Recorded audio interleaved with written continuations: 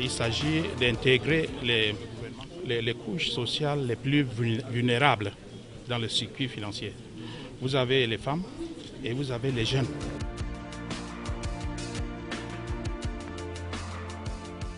Moins de 20% de la population est bancarisée, c'est-à-dire a des comptes formels en banque, et seulement 37% de la population de plus de 15 ans a accès à l'inclusion, aux services d'inclusion financière.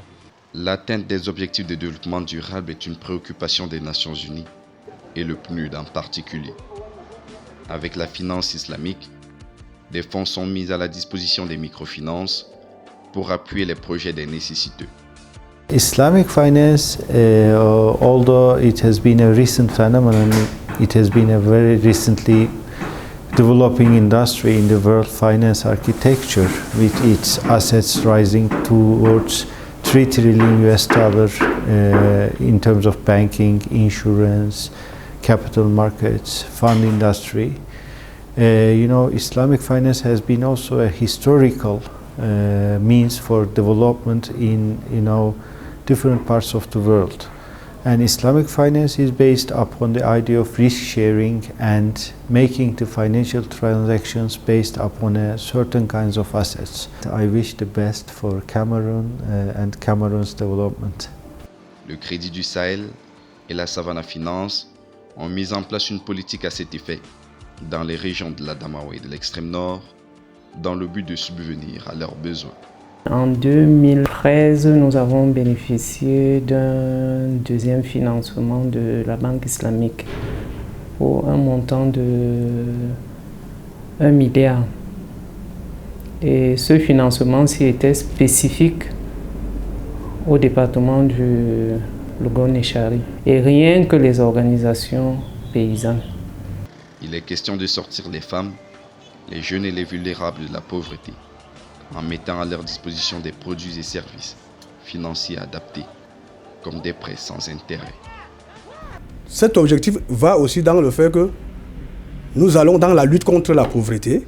On a donc des éleveurs, des agriculteurs, les mototaximans, des bayam salam. Dans ce cas, vous allez voir dans les cadres de mise en place ou des conditions, on a essayé de rendre plus facile. Nous étudions profondément la moralité de la personne et la rentabilité de son activité et les risques encourus. Et dès que le crédit est mis en place, le reste c'est le suivi.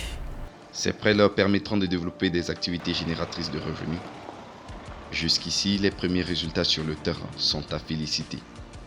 Ce qui nous a permis de bénéficier d'avoir 2 bus qui nous a satisfait non seulement la société et la population aussi de la ville.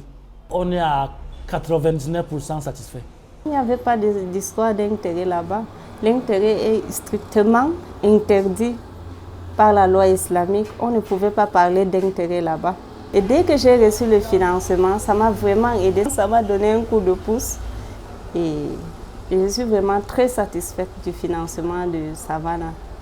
La mise sur pied des micro-entreprises qui vont dynamiser l'économie locale et voire nationale.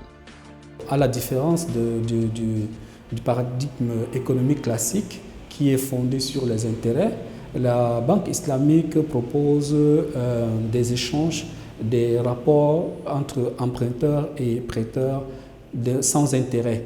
Ce qui appelle un autre principe de la finance islamique est le partage des pertes et des profits, qui voudra que le banquier et son client se mettent ensemble dans un cadre d'un partenariat où ils vont ensemble prendre les risques de gagner ou de perdre. Donc, vous comprenez que la finance islamique a donc cette valeur-là qui ramène les rapports beaucoup plus justes et équitables entre les partenaires dans une transaction financière. Ces apports vont contribuer sans nul doute à l'atteinte des objectifs de développement durable et l'émergence du Cameroun.